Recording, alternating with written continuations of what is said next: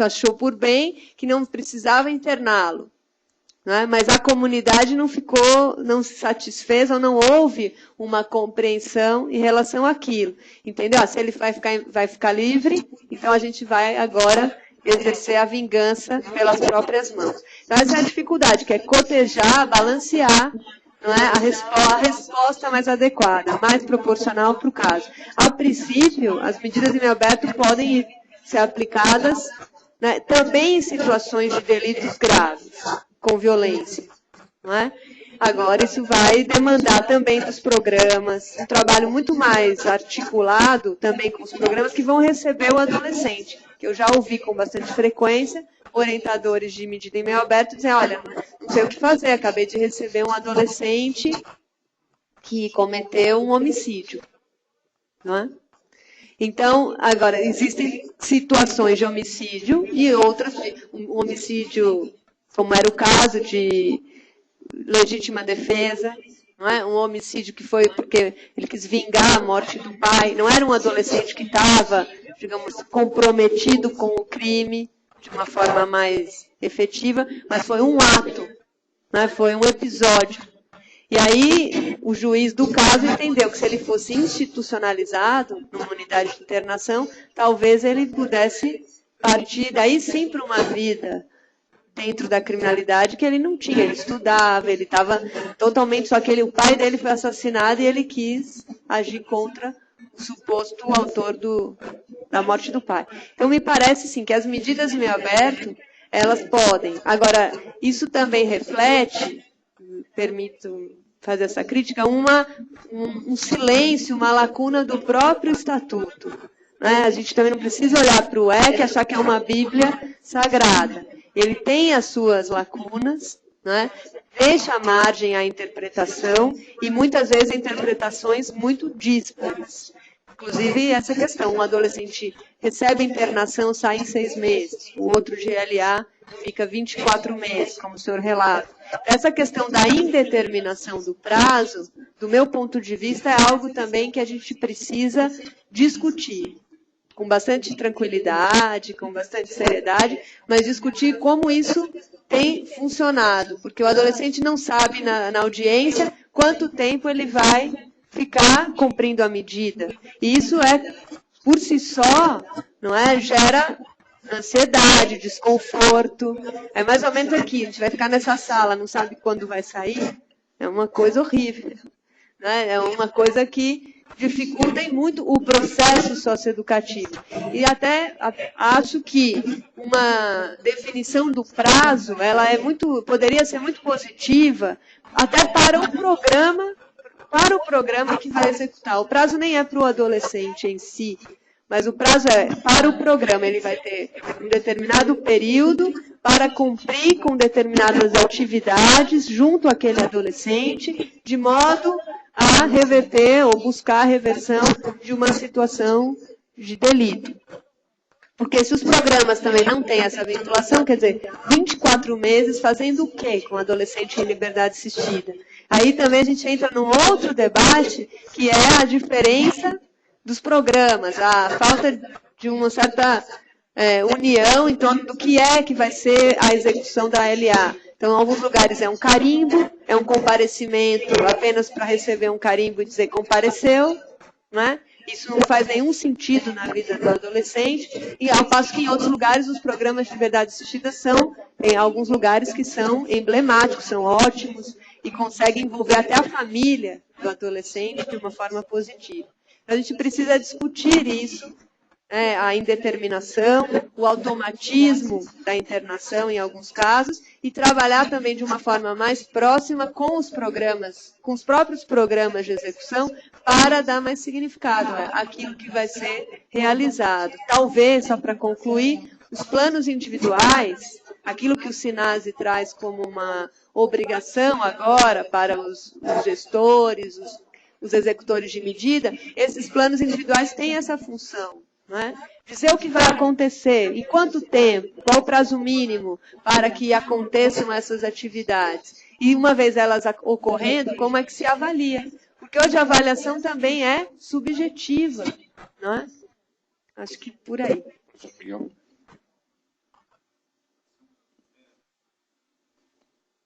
a dúvida de que há diferença entre prestação de serviço à comunidade e liberdade assistida. Então, eu gostaria de saber, na sua visão, né, quais casos seria o caso, por exemplo, eu ouvi de um professor lá no estado de São Paulo, professor da PUC, inclusive, dizer que o adolescente que não trabalha, nunca trabalhou, deveria cumprir medida de prestação de serviço à comunidade, né? E que, nos demais casos, sugeriria a aplicação de uma LA. Quando nós aplicamos a prestação de serviço à comunidade, nós estamos aplicando uma medida socioeducativa, nós estamos punindo, né?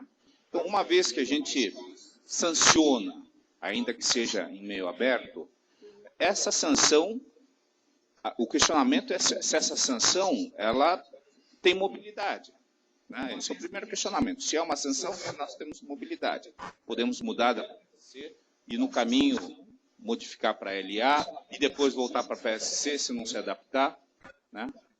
Em segundo lugar, quando mandar para a prestação de serviço à comunidade? Eu acho que o magistrado hoje se ressente disso. Eu sento, vejo lá, número de vagas na PSC. Eu tenho vaga, então mando para a PSC.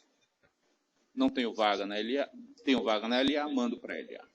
Eu acho que já ultrapassamos esse período e temos que aprofundar quais são qual o conteúdo de cada medida, o mínimo, né, até para nós podermos exigir dos programas.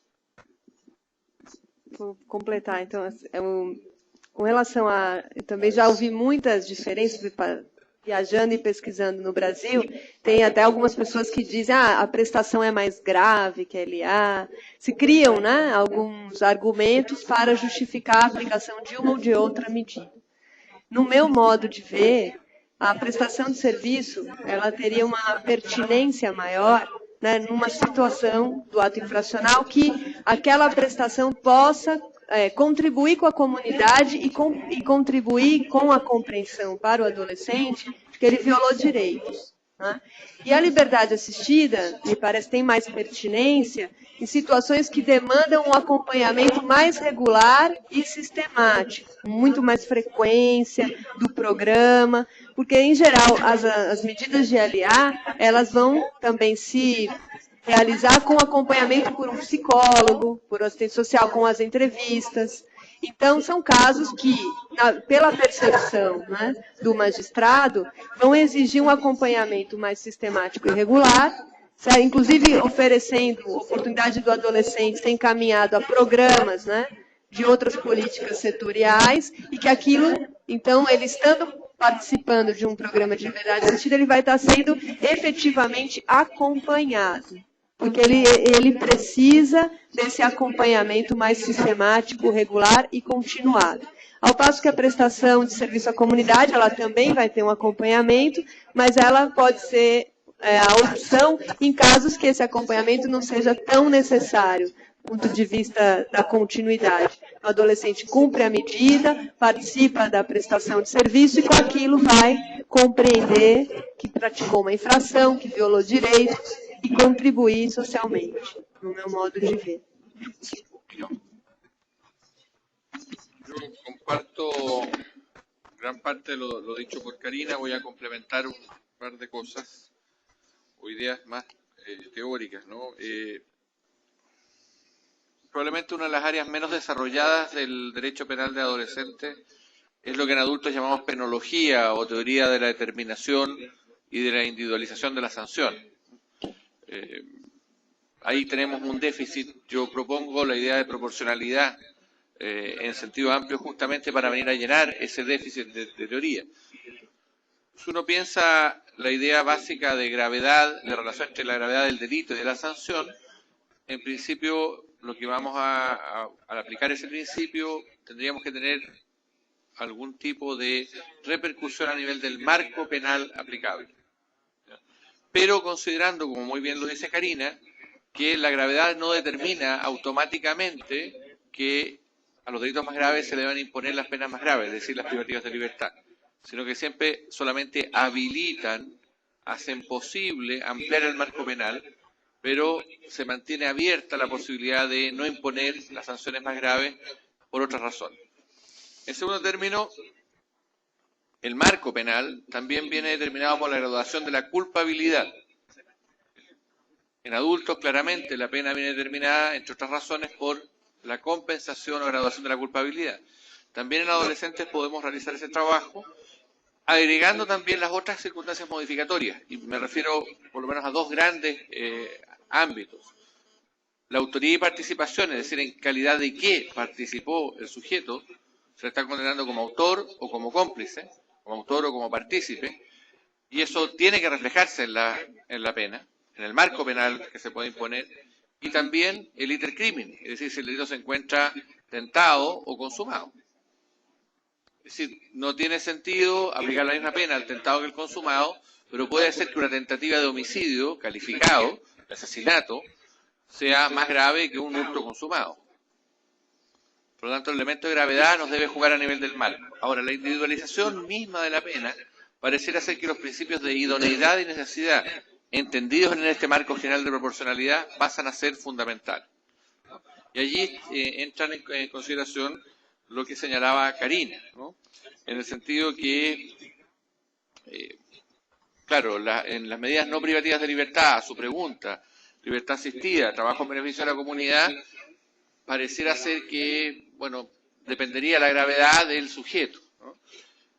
En general, las legislaciones que tienen graduadas la gravedad de la pena sitúan como pena más grave la libertad asistida que el trabajo en beneficio de la comunidad. Chile, España, por ejemplo, claramente. Sin embargo, en el caso chileno, asumiendo que, como bien dice von Hirsch asume en su teoría neorretribucionista, dice de justo merecimiento, dice, bueno, en realidad la pena, en concreto para el sujeto, puede producir más o menos afectación a su calidad de vida, usando un poco la teoría de Amartya Sen.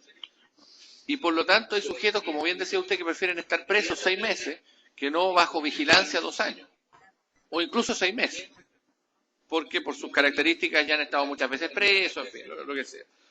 Por lo tanto, en el caso chileno, se estableció que si el trabajo en beneficio de la comunidad resultara intolerable para el joven, es decir, él decidiera no hacerlo porque lo considera muy gravoso, esa pena debe cambiarse, trocarse, por libertad asistida. Porque si no, el trabajo en beneficio de la comunidad se convertiría en un trabajo obligatorio, en trabajo forzoso, que se encuentra prohibido por los propios instrumentos de derechos humanos. Por lo tanto, dejamos, no es que la pena sea un menú a la carta, ¿no? Como en un restaurante, pero sí esa limitación. Por lo tanto, en principio, la libertad asistida es más grave, es más gravosa que el trabajo en beneficio de la comunidad, pero en casos particulares puede el sujeto oponerse a ese trabajo en beneficio de la comunidad y pedir que se sustituya la pena por otra, y en este caso por la libertad asistida. Se permite esa idea. Sin embargo, todavía eso no resuelve la idoneidad. Si el sujeto no manifiesta nada y la gravedad del delito nos deja más o menos en una situación parecida, he quitado ambas penas, pareciera ser que lo único razonable es pensar en la idoneidad, es decir, en cómo conseguimos mejor aquellos fines, y eso ya va a tener que ver con unas características específicas del sujeto, más que del delito, pero siempre del sujeto en relación al delito y no a su situación de vida. Entonces, si la relación del sujeto con el delito tiene que ver con el desprecio y desconocimiento de derechos fundamentales, parece de otras personas, pareciera relevante, especialmente el delito contra la propiedad, que un trabajo en beneficio de la comunidad le va a permitir interiorizar lo que es el bien de la comunidad y el valor de los bienes ajenos. Y además de eso se encuentra una intervención más acotada en el tiempo.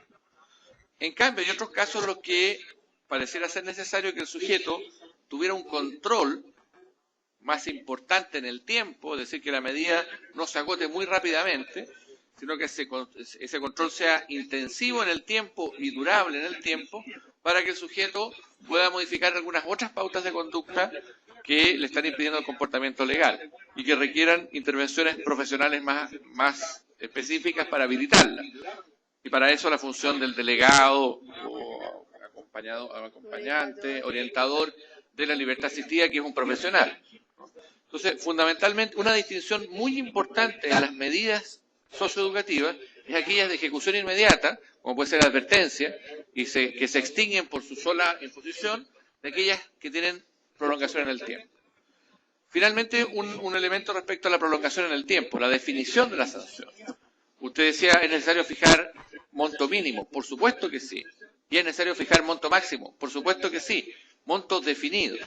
Yo creo que aquellas sentencias que creen dar cumplimiento a la obligación legal de determinación de la sanción en la individualización judicial del juez y siendo simplemente internación, y que la van revisando progresivamente y si se cumplen los 3 años que el plazo máximo lo liberan, son sentencias indeterminadas y por lo tanto no debidamente fundamentadas y no debidamente definidas, y mi impresión es que podrían ser objeto de algún tipo de impugnación.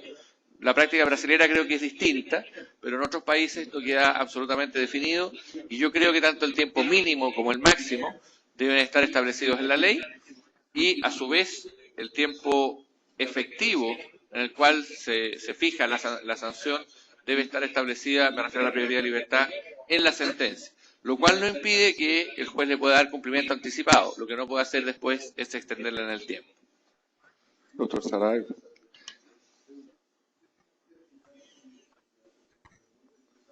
Saraiva, como está na web, é bom tu falar no microfone.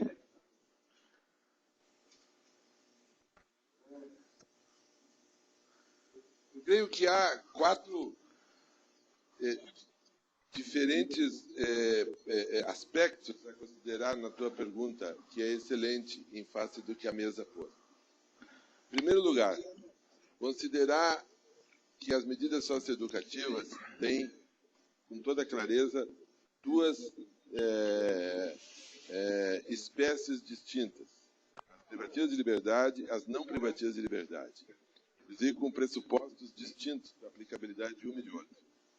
Digo isso porque já coloco, então, a prestação de serviço à comunidade e a liberdade assistida em uma mesma dimensão, do ponto de vista da carga de retribuição deles. Segunda dimensão: se nós utilizarmos o sistema penal como referencial e formos a visitar o Código Penal no artigo 44, por ali que trata das penas alternativas, também o Código Penal não estabelece critérios objetivos de substituição da pena privativa de liberdade por pena não privativa de liberdade, porque fala em restrição de final de semana, fala em prestação de serviço à comunidade, fala em multa, e não estabelece com clareza qual o critério será utilizado em todas as circunstâncias. Há circunstâncias que estão num amplo espectro de discricionalidade ao juiz. Isso também na suspensão condicional da pena. A possibilidade da imposição de restrição de final de semana, ou a imposição de prestação de serviço à comunidade, ou mesmo a acumulação dessas. Acumulação essa que o Estatuto não veda em relação às medidas. Embora possamos discutir a possibilidade disso, não está vedado. O artigo 99 do Estatuto fala também na possibilidade da substituição a qualquer tempo. O artigo 128, quando trata da remissão, diz que, a pedido do adolescente, da defesa, do Ministério Público, a medida socioeducativa composta em série de remissão, que será sempre não privativa de liberdade, pode ser substituída a qualquer tempo. Então, o que estou dizendo em todo esse conjunto de coisas? O 4º item. Grande parte da determinação de que a medida de liberdade assistida será mais ou menos gravosa do que a prestação de serviço à comunidade passa pela qualidade do programa. Certo? Qual é a experiência que temos no Brasil? A experiência que temos no Brasil é que programas de PSC, nem sempre com qualidade, estão implantados em praticamente todas as comarcas brasileiras. Mas programas de liberdade assistida com qualidade, são pouquíssimas as comarcas brasileiras que têm. E outras até têm, muitas são um simulacro. Do ponto de vista ideal, todavia, se todos esses programas fossem implantados, eu não tenho dúvida que a liberdade assistida seria mais gravosa que a prestação de serviço à comunidade, levando em consideração o grau de intervenção do Estado na liberdade individual do sujeito, na medida em que supõe a possibilidade de no monitoramento da sua conduta, por um período mínimo, e aí o Estatuto faz uma referência única que faz a um período mínimo, por um período mínimo de 6 meses. E o Estatuto falha ao não determinar qual seria o período máximo, certo? Tanto que discutem qual é o tempo máximo de uma liberdade assistida, eu avalio que no máximo será 3 anos, porque no máximo são 3 anos que pode se impor uma internação. Não vejo razoável interpretar de outro modo. Mas ainda assim, por até 3 anos, uma liberdade assistida seria um absurdo, do meu ponto de vista. Deveria haver um critério máximo para limitar essa possibilidade de intervenção.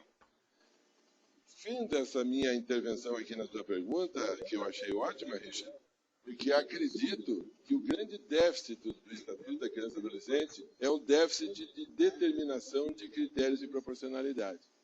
Eles ainda são muito genéricos, subjetivos, e deveriam ser um pouco mais explícitos. Mas não ao ponto de, penso eu, engessar o sistema. Porque tem que haver uma margem da chamada discricionalidade positiva, de que falava Emílio ontem, ou seja, aquela discricionalidade para libertar, né? E que, portanto, creio que é um tema para nós avançarmos no debate, né? Entretanto, retomo o direito penal. Acho que o direito penal de adulto não estabelece com clareza critérios assim mais tão objetivos da perspectiva da substituição da pena privativa de liberdade por uma pena não privativa de liberdade. Para falar do sistema penal como, digamos, um balizador. De maneira que desculpe-me, não foi uma pergunta, na verdade eu estou dando uma contribuição à mesa, mas é que é um tema espetacular esse. A pergunta do Richard é muito oportuna, porque eu acho que revela mais uma insuficiência do nosso, digamos assim, do nosso sistema, do ponto de vista de determinação dele. Desculpe a intervenção, acho que me excediu. Mas posso fazer só um aviso? O pedido é que a nossa oficina, a nossa sessão matinal termine ao meio-dia, no sentido de antecipar o trabalho da tarde para 2 horas no máximo, para seu início, certo? E para que o almoço seja garantido ao meio-dia, porque nós estamos competindo com outro evento aqui, então era melhor a gente chegar antes. E termina antes, Saraiva? Vai terminar antes daí? A ideia, sim, para ver se conseguimos terminar antes. Porque tem colegas que têm... conseguir começar mais cedo. Não tem necessidade de começar às 2h30, se nós conseguimos almoçar antes. Tá bom. Desculpa fazer também essa... Mais alguma pergunta? O Hélio? Colega. Depois o Hélio. Bom dia. Eu queria saber dos expositores de que forma nós, operadores do sistema, sobretudo os magistrados, podemos fazer um discurso que seja ouvido pela sociedade da suficiência do sistema juvenil, de justiça juvenil, para fazermos um contraponto a esse discurso da insuficiência que muitas vezes leva a uma suposta necessidade de redução da idade penal. Se pudesse complementar a tua pergunta, que eu tinha uma dúvida, né? Eu tenho conversado muito com o Saraiva sobre psicanálise e ontem ele disse que ele vai mudar o nome do projeto dele de justiça instantânea porque o nome é muito importante, né? O nome é muito... E o Richard falou aqui que todo mundo não tem dúvida que é direito penal. Mas se nós formos ali para baixo, no corredor, ninguém vai ter dúvida e vai ter muita dúvida sobre a diferença entre impunidade e inimputabilidade. Não seria, talvez, uma das propostas a gente assumir isso na lei, que é direito penal, que é pena, né? Para a gente não ter todo esse esforço de fazer esse contraponto permanente e dizer que não é imputabilidade, que não é impunidade, que é outra coisa, né? É uma dúvida que eu tenho, se não seria melhor a gente assumir. O professor Miguel ainda falou, eu acho que o pessoal que trabalha com a infância tem um pouco de ranço do direito penal, que é meramente retributivo, né? E as ideias do Foucault e assim por diante, se não seria melhor a gente assumir.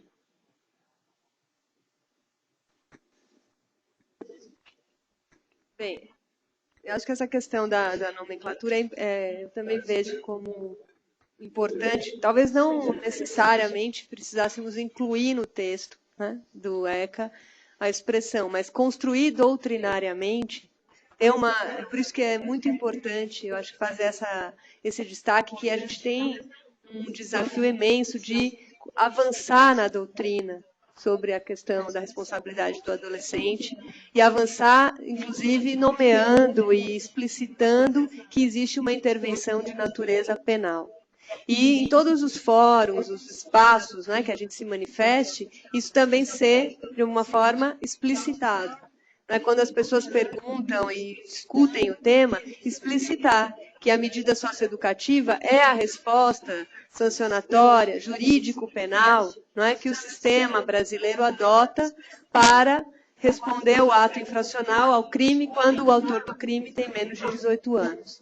Me parece que, com relação a essa insuficiência, o discurso, não é, da insuficiência, a gente teria duas ordens de importância aí.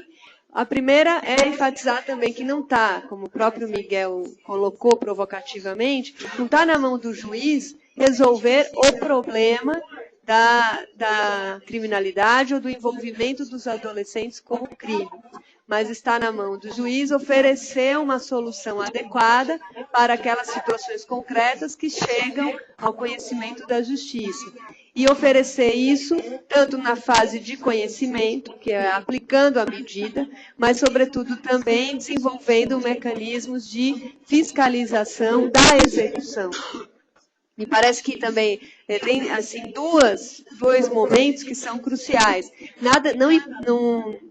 Não tem tanta validade, imagine, preencher todos os requisitos de legalidade, uma sentença ótima e primorosa de imposição de medida socioeducativa, e depois o adolescente chegar no cumprimento e for torturado, for violentado, ser vítima de violência institucional, ou outras situações que nós sabemos, superlotação, outros problemas que o sistema tem. Então, aí quase que o problema da execução acaba contaminando tudo aquilo que foi o trabalho bem feito na fase de conhecimento, e vice-versa. Né? Às vezes os programas de execução também são ótimos, são primorosos, mas a imposição da medida é falha, sem fundamentação e ilegítima. Então a gente teria que trabalhar no casamento desses dois momentos, a fase de conhecimento e a fase de execução, como forma de legitimação do sistema como um todo. E aí sim, quem sabe, né, conseguir construir um discurso que mostre socialmente, olha, os programas têm funcionado, aqueles que não funcionam são fiscalizados, não é? E as medidas aqui vão sendo aplicadas com base numa doutrina também que avança. Acho que é um conjunto aí de frentes, né, que nós precisamos trabalhar, seja na formação do profissional do direito, né? A gente está vivendo agora um momento em que a disciplina do direito da criança tem maior ênfase, tem maior respeito na formação dos estudantes, porque até então eram disciplinas optativas, consideradas de menor importância, e não eram vistas como nem matéria jurídica, praticamente. Dizia, eu estudo direito da criança, então você não está trabalhando com direito? Né? Chegava a esse ponto de incompreensão da temática. Então, a gente tem, desde o momento que o profissional se forma, no banco da faculdade, até quando ele se forma nas suas escolas, né, específicas da magistratura, do Ministério Público, dá maior ênfase a essa temática. E depois construir formas de que a execução e o conhecimento, a fase de conhecimento, tenham uma integração maior e um respeito maior pela legalidade. Me parece que isso, né, já contribuiria e muito para melhorar a compreensão social em torno da suficiência do sistema. E só queria completar com relação à necessidade, nós temos ainda que debater com clareza, com tranquilidade, a necessidade de regras de execução para o adolescente. Então, quem sabe numa lei de execução, né, nós pudéssemos chamar de uma lei de execução das medidas socioeducativas e destacar a natureza penal. Não necessariamente mudar o ECA para incluir a expressão penal, mas numa nova iniciativa legislativa sobre o tema, deixar mais claro que essa natureza é penal. Sí. Los jueces hablan fundamentalmente a través de sus sentencias y probablemente sus posibilidades de influir en el discurso político, en el discurso ideológico son escasas, pero son privilegiadas. Son escasas porque la gente no lee sentencias, pero son privilegiadas porque las sentencias construyen realidad. Entonces la idea es que las sentencias sean constructoras de realidad, sean hechas en un lenguaje consistente jurídicamente, pero comprensible y persuasiva para la comunidad, para que otros que están en el debate político o los mismos jueces, pero ya no como juzgadores, sino fundamentalmente en el ámbito de discusión pública como ciudadanos, que yo sé que es perfectamente posible, y en la construcción doctrinaria en la academia, puedan generar un argumento, ¿no es cierto?, o un discurso que pueda, como dice usted, contrapesar el discurso más punitivo. Pero insisto, el juez tiene el privilegio, pero también la limitación de que habla a través de la sentencia. ¿Por qué digo que la sentencia produce realidad? Porque un adolescente privado de libertad lo es tal en la medida que un juez lo haya ordenado. Si no, es una persona vulnerada de sus derechos. ¿De acuerdo? Es una tortura. Y ese juez que produce esa realidad tiene en su razonamiento ciertas obligaciones. No es primorosa, ni fantástica, ni excelente una sentencia que envía a un centro de internación a un niño, a un adolescente, donde él dice que va a recibir educación, buen trato, deporte, atención psicológica, y sin embargo lo que recibe es dejación, vulneración y tortura. Porque la sentencia tiene la obligación, si se toma en serio el criterio de idoneidad como tercera dimensión de la proporcionalidad, de incorporar los elementos empíricos de la ejecución de la sanción, es decir, las consecuencias prácticas. Porque si yo estoy fundamentando en razones preventivas especiales positivas, o resocializadoras, o socioeducativas una sentencia, tengo que tener la certeza, o la razonable certeza, o la razonable expectativa, que esa sanción se va a cumplir de acuerdo a como está prevista en el papel. Y eso no solamente por un mandato de racionalidad y para persuadir al público, sino como un mandato de coherencia valorativa de la resolución judicial. Robert Alexis, en su segunda ley de la ponderación, o sea, como ley epistémica, señala que mientras una sentencia judicial o una ley vaya a afectar derechos fundamentales, requiere, por lo tanto, una mayor veracidad y peso específico de las razones empíricas en las que se funda. Es decir, si yo digo que voy a privar de libertad a alguien y esa persona en ese lugar de privación de libertad va a recibir educación, salud, cuidado y vivienda, tengo que tener muy buenas razones para que esas 4 condiciones se cumplan. Si yo voy a decir que a ese sujeto lo voy a mandar a un paseo los fines de semana, porque en ese lugar va a recibir orientación religiosa, poética, artística, en fin, bueno, da más o menos lo mismo. Porque el sujeto en el paseo el fin de semana, yo no le voy a pedir al sujeto que me organiza el paseo que me traiga las mismas pruebas, la misma consistencia empírica que el que me administra una cárcel. ¿Me entienden? Esto es lo que nos está diciendo Alexis. Y eso es una obligación de una buena sentencia. Bueno, finalmente, respecto al problema de la impunidad y la inimputabilidad, ¿no? La primera mixtificación es que la idea que tienen ellos es decir, mire, si nosotros pudiéramos aplicar las penas de adultos, no habría delito juvenil. Pero hay un grupo de personas ideológicas, juristas principistas, que dicen, o niñólogos, ¿no?, que dicen que este medicamento que yo tengo, este remedio que es eficaz, no lo puedo usar. Lo primero que hay que hacer, creo yo, es desmistificar que si aplicáramos penas de adultos a los adolescentes no habría delito juvenil. Por el contrario, el sistema penal de adolescentes especializado surge para atacar un fenómeno que es distinto al fenómeno de los adultos y para disminuir la delincuencia de adultos. Yo les digo siempre, cuando me tocó hablar hace poco en el Parlamento ecuatoriano, bajen la edad penal y les prometo más delincuencia. Entonces alguien me dijo, ¿por qué dice usted eso? Con el mismo argumento que me dice usted lo contrario. Tengo más evidencia a mi favor. Porque su argumento es a priorístico. Siempre es decir, si bajo la edad penal va a haber menos delincuencia. ¿Por qué? ¿Responden los adolescentes a la intimidación? ¿Le importa a un chico ser juzgado como adulto o como joven? ¿Le importa que le apliquen 5 años de privación de libertad o 15? ¿Lo va a inhibir eso en el momento que está actuando con sus amigos en una situación concreta, en un barrio concreto o con su novia? ¿O cuando está en situación de necesidad?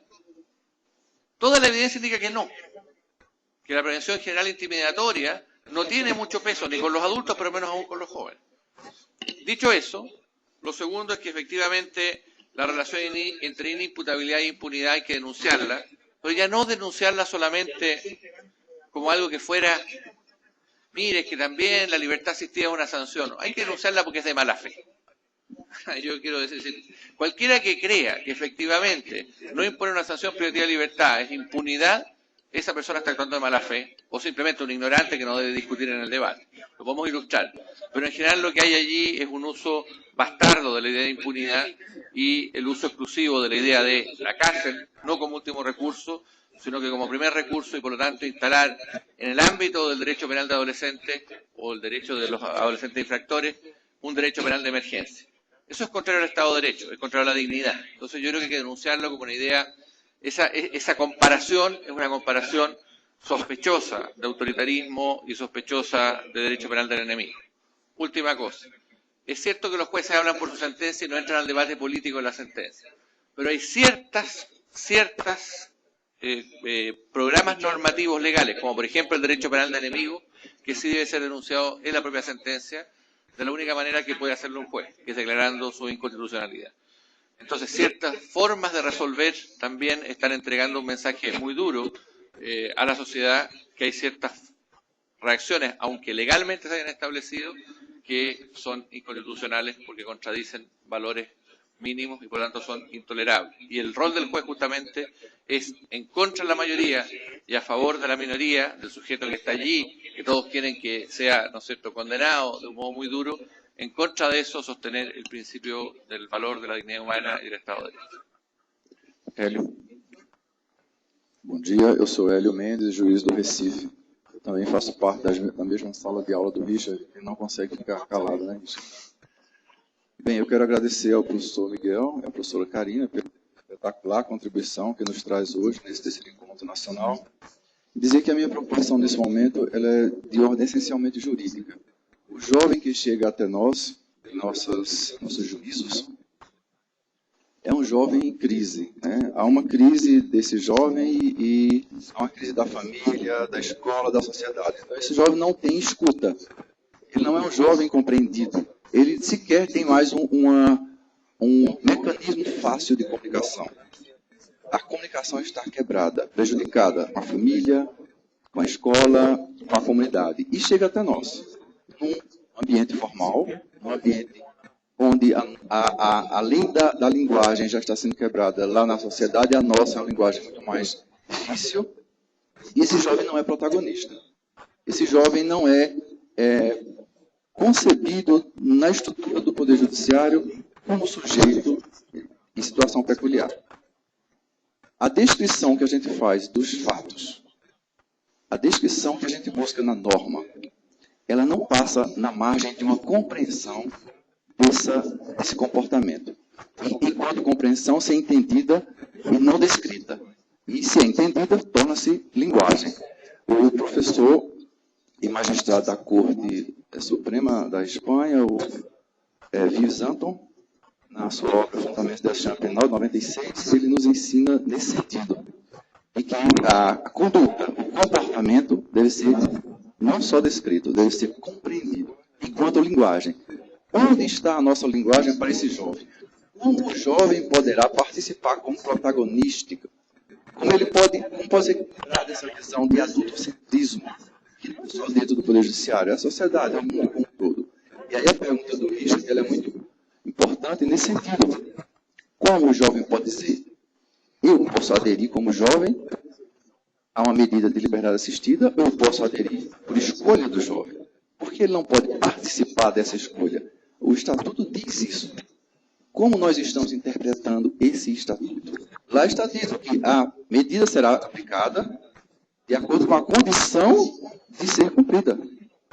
E se esse jovem, como protagonista, como pessoa especial, participa, se ele tem esse diálogo e não apenas um mero interrogatório, a frase mais comum entre nós juízes é: responda apenas ao que eu lhe perguntar. Nós não escutamos ninguém. Nós buscamos uma legitimação de respostas para um resultado. Claro que eu não estou falando de uma escuta psicanalítica, mas de uma escuta mais social, de uma escuta mais humana, de uma escuta, como a mesa já disse aqui, que o tratamento a ser dado ao jovem é diferente do tratamento a ser dado ao adulto. Mas onde está essa diferença? O jovem não está aderindo a essas medidas. E ele vai e recebe aquela medida por falta de comunicação inicial, adesão, sem protagonismo, aquilo não vai obter nenhum sucesso. É mais um estágio da vida dele que ele pretende passar o mais rápido possível. Então, a minha pergunta é, em que sentido nós podemos melhorar a nossa interpretação para que não seja apenas uma questão de aparelhamento legal, mas de aparelhamento jurídico, de interpretação, para a gente melhorar realmente a eficácia das medidas ditas socioeducativas. Obrigado. Por favor, depois só mais uma pergunta, colega Jean Bola, e daí nós vamos encerrar para observar o horário. Por favor. Bem, essa questão é extremamente importante, me lembrou, inclusive, que a Convenção Internacional sobre os Direitos da Criança tem uma previsão específica e expressa, né, dizendo que a criança e o adolescente têm direito a serem ouvidos em todas as decisões que afetem a sua vida.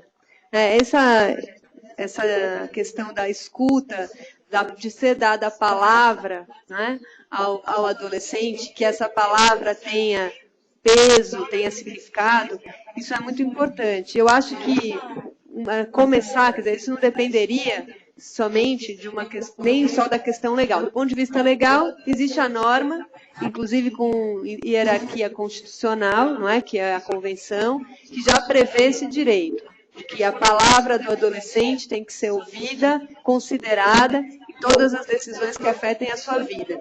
E nada mais do que afetação à vida do que uma sentença que pode levar à privação da liberdade. Então, nesse caso, acho que a questão é mais de criar mecanismos de funcionamento interno pelo magistrado, que as audiências, por exemplo, essa previsão de 2 audiências no Estatuto, audiência de apresentação e audiência em continuação, ela tem uma razão de ser. Que em uma única audiência, muitas vezes, não é possível resolver a situação, por uma questão de produção de prova, de confronto das provas com testemunhas, mas também porque o adolescente, ao falar e ser conhecido pelo juiz, pode oferecer elementos de convicção. Então, no fundo, aí passa por uma questão, um modo de ver, mais de sensibilização do magistrado, de que ele ouvir o adolescente é mais um elemento de convicção para ele. E não que aquilo não tenha sentido ou que vá implicar em perda de tempo. Porque às vezes a situação, a quantidade de processos, o acúmulo de trabalho, nós sabemos, né, as exigências do dia a dia fazem com que a leitura do caso seja muito técnica. Né? Qual é o caso? É um ato infracional de roubo. Roubo, tem violência. Então aqui melhor mesmo. Já é o segundo roubo. E a mãe compareceu? Quem é a testemunha? Aí a coisa vai num crescente que acaba reduzindo aquilo que o próprio Estatuto pensou, eu imagino, né, de criar um espaço de escuta para o adolescente, para a família, né, para o defensor, e que aquilo realmente traga condições de contraditório e de igualdade de armas. Né? O princípio da igualdade de condições vem disso. Acho que a gente tem que avançar com isso mais no campo da sensibilização, mesmo, porque a norma e toda a parte, digamos, dos dispositivos legais estão a favor disso. O que opera contra são as exigências do cotidiano e também os estereótipos. Né? O adolescente já veio internado, já está internado provisoriamente. Nós fizemos uma vez uma pesquisa em São Paulo que mostrou que os adolescentes internados provisoriamente, que já vinham das instituições para a audiência, até porque eles já vinham de cabeça raspada, muitas vezes, né? Já vinham com o uniforme da fundação respectiva, já vinham com toda a carga institucional, que a tendência era a aplicação sempre de medida mais gravosa, mesmo com atos infracionais idênticos em relação a chamados adolescentes externos, né? Aqueles que tinham sido liberados na delegacia e estavam comparecendo na audiência. Então, isso reflete o quê? Na verdade, também há um espaço de preconceito, de estereótipos que estão presentes e que acabam aparecendo na sentença do juiz, ou quando ele não escuta. É ladrão? Já escutei o juiz falar isso. Né? Eu participei de alguns projetos de defesa que o juiz dizia, esse é ladrão. Não falava nem que tinha sido roubo, nada. A mãe não precisa falar, é a internação. E as sentenças e as audiências duravam minutos. Muito rápidos, né, para decidir a situação de vida de um jovem. Então, acho que é uma questão de sensibilização, de discussão interna, também da onde se quer chegar. E muitas vezes aceitar que em uma única audiência não vai ser possível resolver o caso. Creo que la pregunta es muy interesante porque sitúa un desafío más global del derecho penal y del proceso penal y del sistema de adjudicación de sanciones, no solo para adolescentes, que en adolescentes particularmente es mucho más grave, se agudiza, que es la comprensión del proceso penal y de la relación entre el poder punitivo y el individuo como una relación de comunicación y un acto comunicativo. Y todo acto comunicativo se frustra si no tiene sentido. De alguna forma, eso es lo que está detrás de la idea de acción significativa de Vives Antón que usted citaba, y que probablemente le pondría al derecho penal de adolescentes, si lo tomamos en serio esa teoría, mayores dificultades de justificación, y al tener mayores dificultades de justificación también le daría un contenido más validado. Pongo ejemplo, el 40.3 letra B respecto a la edad mínima dice de la Convención, dice, bueno, una edad de la cual se supone que el niño es incapaz de infringir la ley penal. La teoría de la acción significativa nos podría tratar de decir algo sobre qué significa esa incapacidad de infringir la ley penal hoy día, mucho más allá que las teorías belselianas clásicas finalistas. Por lo tanto, marcar simplemente, agradecer la pregunta, marcar algunas ideas, no tengo respuesta, creo que es algo que hay que profundizar. La idea de comunicación. Y si esa idea de comunicación, para que no se frustre, tiene que tener sentido, hay que poner los medios. Karina hizo referencia a los más importantes contenidos de la Convención. Yo solamente agregar que el derecho a la defensa, como derecho que además en el caso de ustedes se encuentra constitucionalmente establecido, lo cual es muy relevante, es estratégico, pero fundamentalmente tiene como objetivo favorecer la participación genuina del adolescente en el proceso. Y sobre todo, que favorecer su toma de decisiones. El adolescente debe tomar decisiones en el proceso penal. Tiene que decidir si declara o no declara, es decir, si renuncia al derecho a no declarar contra sí mismo. Tiene que decidir, como ponía el ejemplo yo, respecto a lo mejor a aceptar o no una determinada sanción. En muchos países tiene que decidir respecto si acepta la suspensión condicional del procedimiento y se somete a condición de 1 o 2 años, o sigue adelante el juicio y va porque se le declara inocente. Tiene que decidir si acepta ciertos arreglos o acuerdos procesales para disminuir la pena aplicable, cosa que en Brasil no se puede hacer, pero sí en otros lugares, etc. Y la función clave del defensor es que todas esas decisiones sean genuinas y autónomas del adolescente. Nosotros hoy día tenemos el gran riesgo del paternalismo está puesto en el defensor. Que el defensor, en lugar de defender los derechos del niño y hacer que él actúe en el proceso, termine por frustrar ese proceso comunicativo y convencer al niño de qué es lo mejor para él. Renuncia a guardar silencio, renuncia a declararte responsable a cambio de una menor pena, etcétera, etcétera. Entonces creo que el derecho a la defensa es un elemento que hay que trabajar enormemente. Pero la profundidad de lo que usted plantea, yo creo que yo simplemente lo quiero destacar, no daría para una larga discusión y debate que me encantaría proseguir después, digamos, porque creo que es una discusión de segunda generación del derecho penal de adolescentes, lo cual no quiere decir que sea superfluo. La gente cuando uno dice segunda generación cree que es como para cuando estemos más arriba. No, esa discusión de segunda generación nos va a poder permitir, tal vez, si la resolvemos bien, resolver problemas que tenemos hoy día, por ejemplo, en el ámbito de tener audiencias demasiado estructuradas o escasas en el tiempo, que no permitan efectivamente una genuina comunicación. Última. Muito obrigada pela oportunidade que me dão. Dizer que é a segunda vez que eu assisto a uma apresentação do professor Miguel Celero, não é? E sempre com uma carga muito esplêndida e convincente, que nós que viemos andando devagar e a colher alguns subsídios nessas lides, não é? Vamos aprendendo alguma coisa com esses mestres em termos de aplicação de proteção e de medidas socioeducativas a menores. Portanto, nós em Angola, eu sou juíza do julgado de menores de Angola e também aplicamos a lei de menores em Angola aplica medidas a menores de proteção, no caso aqui para vocês, medidas de proteção social para nós e medidas de proteção para vocês aqui no Brasil e na América Latina. E medidas socioeducativas para vocês e para nós, medidas de prevenção criminal, entre os 12 aos 15 anos para as medidas de prevenção criminal e entre os 0 aos 18 anos exclusivo para as medidas de proteção. Portanto, eu tenho muitas dúvidas, não é, nesta matéria e sendo a segunda vez que participo nestas conferências. Na abordagem do Dr. Celero, eu também, quando a abordagem do Dr. Celero, eu tive algumas dúvidas relativamente à aplicabilidade da medida de liberdade assistida.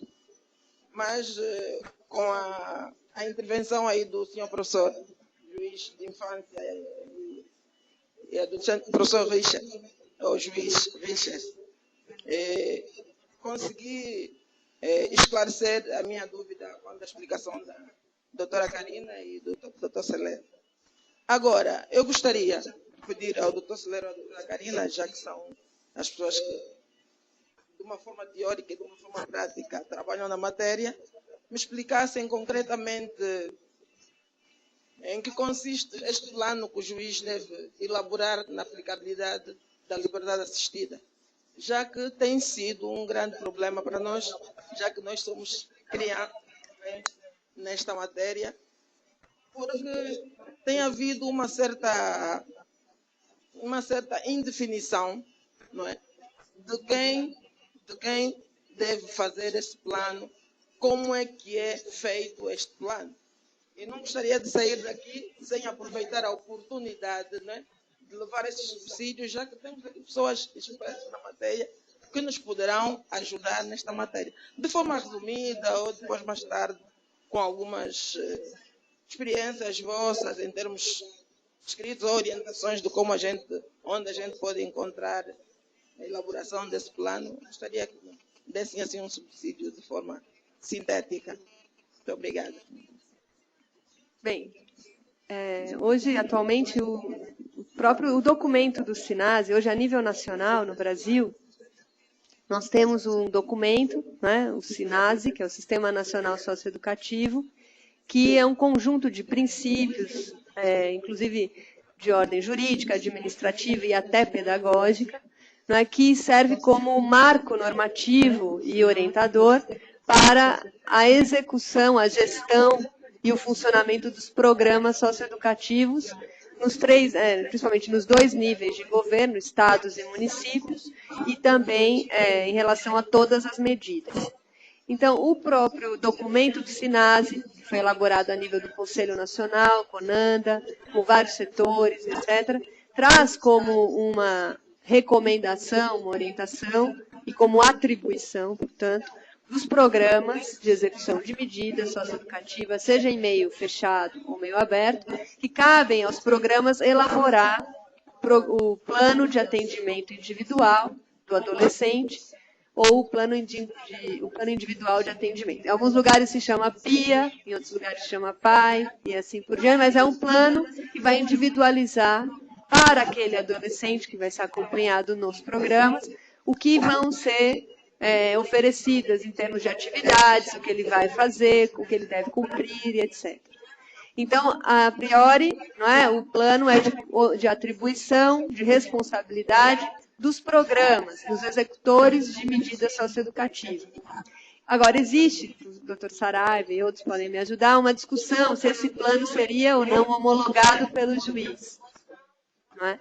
Então, se deveria o gestor da medida apresentar esse plano e ele passar por uma homologação, então, pelo crivo jurisdicional, para, então, ser efetivado. E há uma discussão um tanto polêmica, não é, aí, porque quem está no campo da execução das medidas diz que deverá haver uma autonomia do programa em definir as ações, as atividades que vão ser planejadas para o adolescente. E que então o plano tem mais uma natureza, uma feição pedagógica, eminentemente pedagógica, e que, na verdade, compromete o adolescente e a família no segmento daquelas ações. E outros dizem que seria importante homologar, passar pelo crivo jurisdicional, que isso daria mais peso, serviria como um instrumento de avaliação pelo próprio magistrado e até, de alguma forma, obrigaria o programa, o executor, a cumprir com aquilo que ele desenhou para o adolescente. Até onde, sei, não se poderia o doutor Saraiva mencionar alguma coisa. É exatamente isso. E na verdade, que nós estamos atravessando hoje, a fase que estamos no Brasil, é que este plano individual de atendimento, que para nós lá é PIA, eu prefiro PIA, ainda tem um modelo consolidado para privação de liberdade, inclusive com uma audiência de homologação, com a participação do adolescente enquanto protagonista, e dizendo da sua expectativa também, cumprimento daquilo, né? Nos programas de meio aberto, nós estamos ainda enfrentando algumas dificuldades, mas como disse muito bem a Karina, a atribuição da montagem desse plano é do executor do programa. Nada impede, entretanto, que o juiz, na sentença, possa, eventualmente, sugerir digamos assim, alguns itens que entenda necessário, porque foi isso que, digamos assim, moveu a opção por aquela medida, né, que serão considerados, porque nós temos uma questão fundamental. O cumprimento ou não desse plano estará sujeito a uma avaliação do juiz para falar do cumprimento ou não da medida, certo? Então, daí que eu julgo interessante que, de alguma forma, o juiz tenha ciência desse plano, seja para homologá-lo ou não, mas que esse plano seja porque ele vai funcionar, né, como digamos assim, um balizador da possibilidade da medida se extinguir antes do prazo máximo. Na internação isso é muito claro. Doutor Miguel. Sí, voy a referirme específicamente al caso de Chile. En Chile, ciertas medidas son definidas como internación con régimen cerrado o abierto y con un plan de intervención de integración social. Es decir, la misma medida en sus definiciones, internación en régimen cerrado con plan de integración social. Ese es el nombre de la medida. Por lo tanto, el plan específico forma parte de la sanción y es la última fase de individualización judicial de la sanción. Siempre la individualiza el juez. Por lo tanto, el plan es aprobado por el juez en audiencia, en presencia del adolescente y su defensor y del fiscal. El sistema chileno establece una cesura del debate, fundamentalmente en los casos que terminan en juicio oral, porque en los procedimientos abreviados esto cambia. Se determina la responsabilidad del adolescente y se fija una audiencia para determinación de sanción. Y a esa audiencia concurre el funcionario con el plan de intervención individual. Y ese plan, como digo, es aprobado por el tribunal. El seguimiento del plan corresponde a otro tribunal distinto, no al tribunal que dictó la sentencia, sino que a un tribunal de garantía, que es el tribunal de ejecución. Algunos tribunales superiores, regionales, han estimado que es mejor que el plan lo autorice el tribunal de ejecución. Y por lo tanto dicen es la primera actividad de la ejecución y no la última actividad de la individualización del fallo. Y ahí hay una discusión que es jurídico-doctrinaria, pero desde el punto de vista práctico, técnico, el plan es parte de la actividad jurisdiccional, la aprobación y después su seguimiento. Y posteriormente también cada vez que él deba ser modificado. Esto es importante por lo que decía el doctor Saraiva, para poder determinar cuándo se encuentra cumplida, no solamente por extensión del tiempo, sino cuándo se encuentra cumplida la sanción, por ejemplo, de modo anticipado, pero también cuándo se encuentra quebrantada. En Chile tenemos un sistema de quebrantamiento muy duro y muy rígido. Por lo tanto, si no hubiéramos exigido que el tribunal especifique adecuadamente cuáles son las infracciones a las actividades del plan que dan origen al quebrantamiento, tendríamos un nivel de incumplimiento muy alto. Entonces los jueces tienen la función de filtrar dentro del plan de intervención que es socioeducativo aquellos elementos clave que si no se dan se considerará quebrantamiento. Entonces, por ejemplo, la libertad asistida va a ser clave que el sujeto tenga contacto con el profesional a cargo, pero no tanto que asista a un programa de reducción de violencia o de manejo de agresividad, que es más bien un contenido de habilitador, pero cuya transgresión no vamos a considerar que dé origen a un problema de quebrantamiento de la sanción. Si el sujeto se mantiene en la dimensión de control, pero en las otras a lo mejor está tratando y tenemos tiempo, no vamos a decir si a los 2 meses nunca fue a este programa de aprender a reaccionar menos violentamente o de deshabituación de alcohol, vamos a inmediatamente decir sanción quebrantada y la persona se va de libertad asistida a el sistema de internamiento. Eso es lo que le puedo comentar. Hay alguna experiencia y un trabajo, una tesis de máster que yo dirigí de Francisco Estrada, a quien tú conoces, Saraiva, Francisco Estrada, hizo su tesis sobre eso, voy a ver si se la puedo encaminar, porque no está publicada, pero lo puedo poner en contacto con él. Bueno. Então, eu agradeço a presença do professor Miguel, da professora Karina. Vamos encerrar agora de manhã. O Saraiva tem um último recado. Voltamos às 14, né, Saraiva? Eu só quero compartilhar com os colegas um agradecimento todo especial à mesa, em particular ao Dr. Miguel Sigero, que tem uma agenda imensamente ocupada. Abrir um espaço para vir aqui essa semana implicou uma operação logística complexa, né, que envolvia uma participação num evento no Peru, em Lima, no Chile, e encontrar esse espaço, e na Espanha, e encontrar esse espaço para vir aqui. Agradeço muito, Miguel, muito obrigado pela sua contribuição, e do mesmo modo estendo esse agradecimento à Karina, que é uma grande parceira e que também, na sua atuação como consultora no Unicef, contribuiu grandemente junto aos órgãos dirigentes ali, a doutora Cassimira e aos demais órgãos do Unicef, que permitiram a realização desse evento. Então, eu agradeço à mesa, muito obrigado por terem podido comparecer hoje aqui e contribuir conosco. Muito obrigado. Então, 14 horas, voltamos.